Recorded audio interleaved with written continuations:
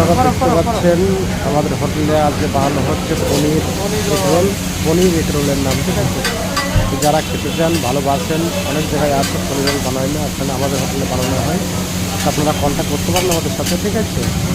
একবার সস্তা দাম, একবারে রেট বহুত কম আছে, ঠিক আছে। আপনারা দেখুন আর ভিডিওটা ভালো লাগলে বেশি বেশি করে শেয়ার করবেন, ঠিক আছে।